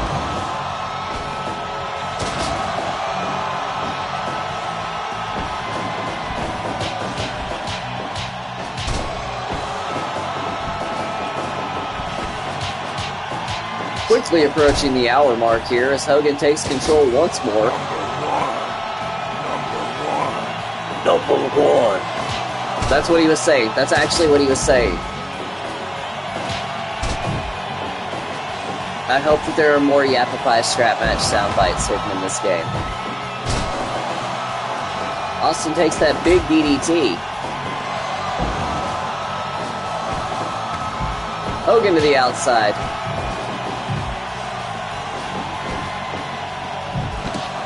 Austin locking that trio woe, but Hogan not letting The Rock capitalize on it. Hogan with the pile driver on Austin and then the punch to The Rock's face. Rock bottom on Hogan. Hogan gets stomped out by Steve Austin.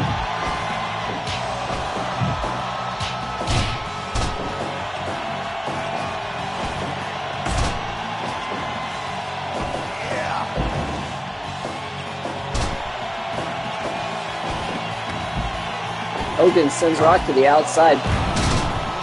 Manhattan drop on Austin.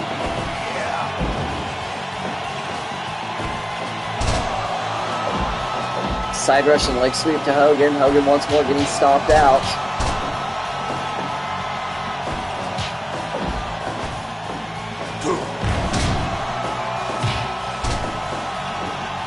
Alright, here it is, folks. The 1 hour mark. We are still 3 competitors left in this match. Steve Austin, The Rock, and Terry Hogan. This, ladies and gentlemen, is the Battle Royale that will not end. Side rush and leg sweep to The Rock.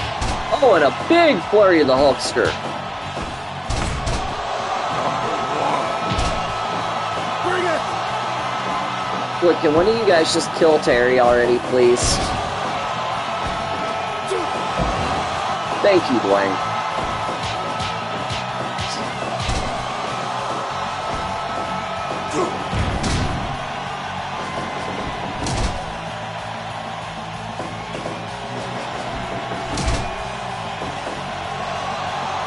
Austin once again giving Hogan the finger, and that is about how I'm feeling about all 3 of these men at this point in this bout.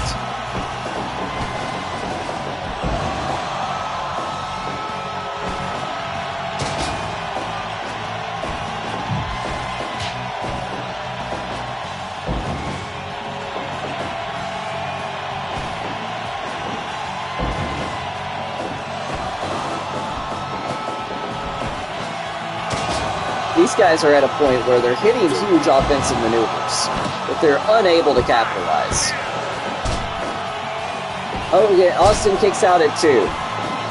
What the hell?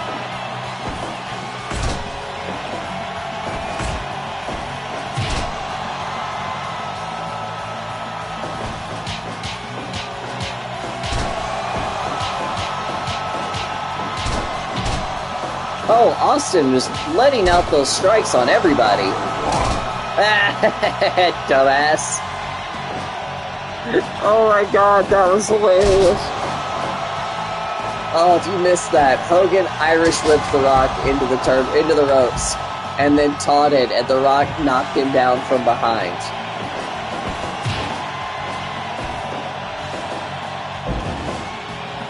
Rock taking that double suplex there. Austin in the corner taking those strikes from The Rock. Hogan with the shoulder breaker.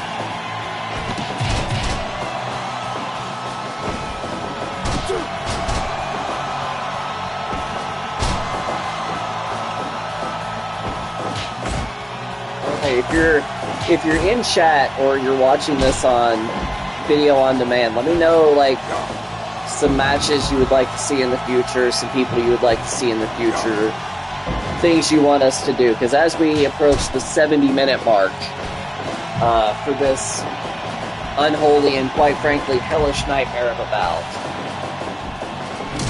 I think it's important that we look to the future and consider the things we can do. We already know that Bryan Danielson is probably going to fight Bryan Danielson. We're going to see some more big, meaty men.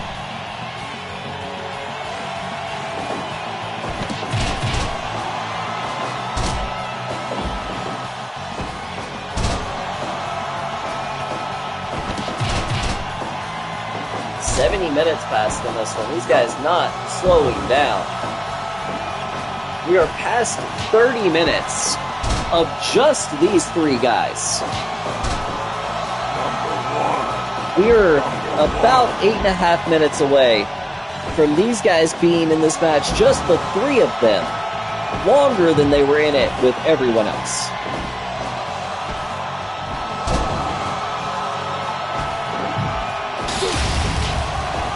Can you imagine how insane the internet would go if this actually happened for real? Bring it!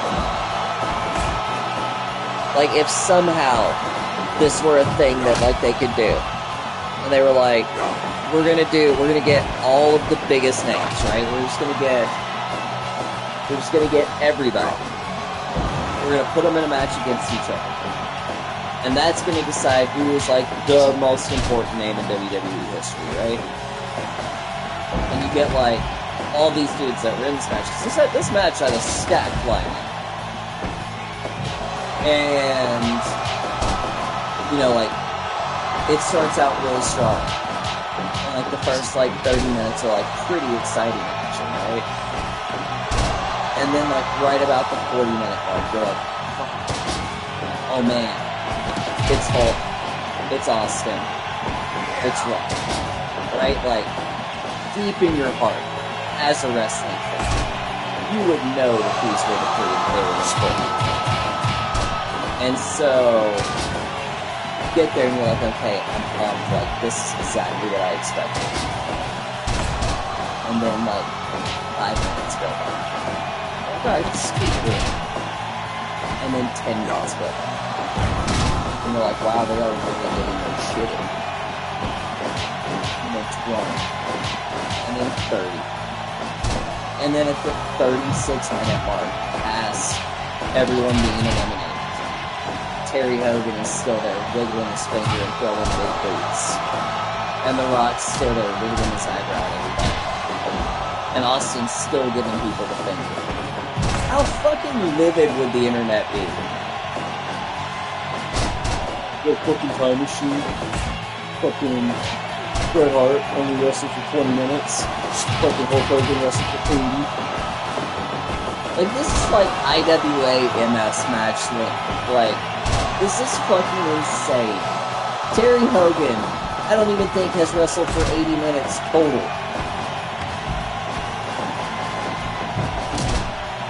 He might have been in the ring for 80 minutes total. He ain't wrestled 80 minutes total. He had been on no Fire Pro Wrestling pace for 80 minutes total. If you're one of the lovely people that's watching this on video on demand, please tell me which style of commentary you preferred. Was it me trying to be a professional commentator, calling the moves, calling the action, doing all the fun stuff? Or was it me sitting here contemplating how much the internet would fucking hate this match? Let me know in the comments. Interact with this.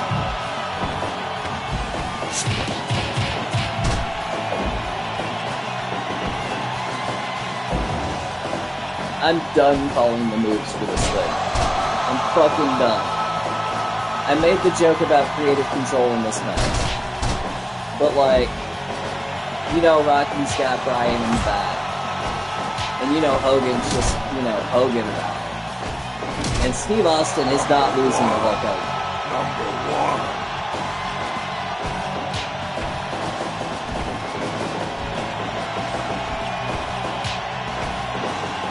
This thing is absolutely devolved into this fucking, like, whoever gets the next pinfall, as long as it's not Terry, they're my new favorite wrestler. And if Terry gets the next pinfall, whoever makes the sacrifice of taking that pin, they're my new favorite. Until, you know, the other person beats Terry, then they're my new favorite. And if both of those people are Steve Austin, or, you know, Steve Austin's any part of that equation, already my favorite, so we fuck with this.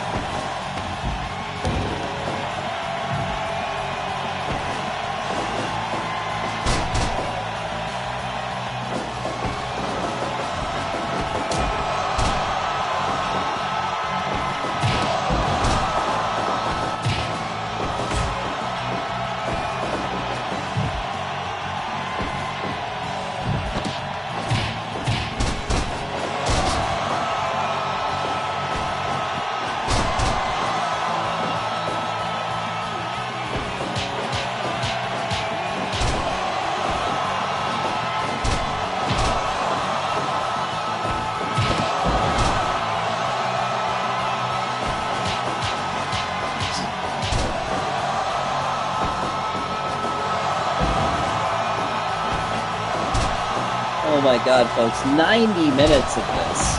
90 minutes of this. Once more I say, 90 minutes of this.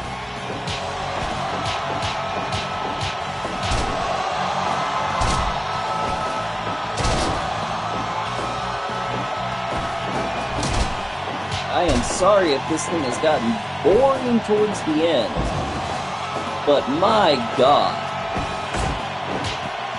Thank you to the one person that just joined us. I appreciate you. Thank you.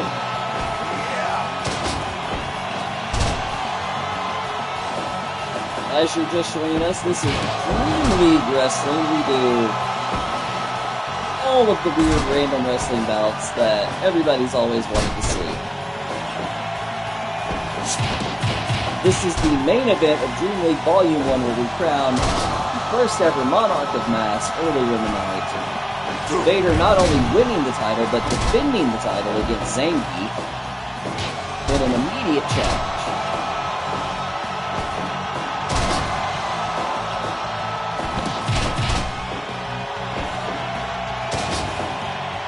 I'm gonna lose my fucking mind when somebody wins this thing.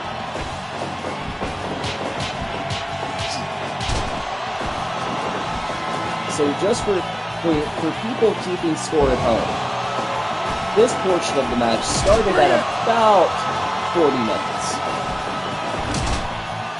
We're almost at 100 minutes. We might actually be witnessing the longest match of all time here, folks.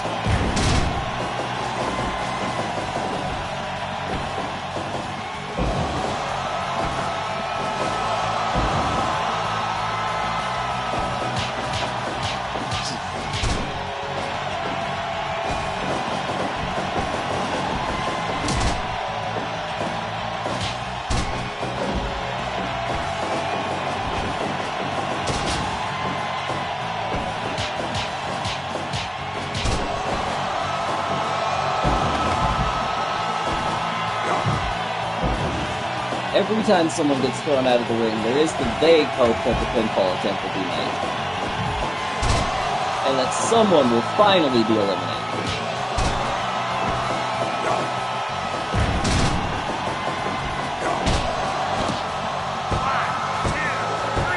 Oh my god!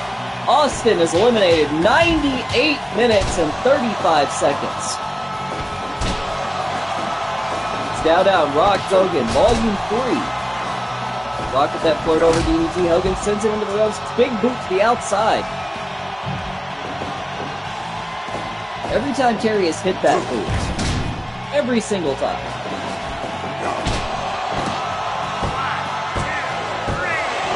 And Hogan fucking wins it.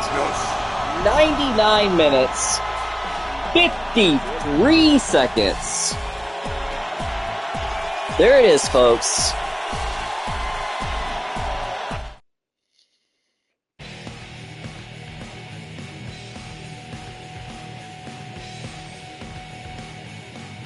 All right. Well, ladies and gentlemen, thank you for joining us tonight. We had an absolutely crazy night of action, and we're not done here. Dream League Wrestling will be back for yet another entry. Honestly, probably tomorrow night. Tell your friends, tell your neighbors, tell your loved ones. Dream League is something that I hope to continue doing. It's something that I hope that you enjoyed. And hopefully tomorrow night, we won't have a 100-minute battle royal. If you're watching this currently, watching this on video on demand, let me know some matches you would like to see in the future, some people you would like to see in the future, and we'll make them happen. Because at Dream League, we make your dreams come true. Good night, everybody.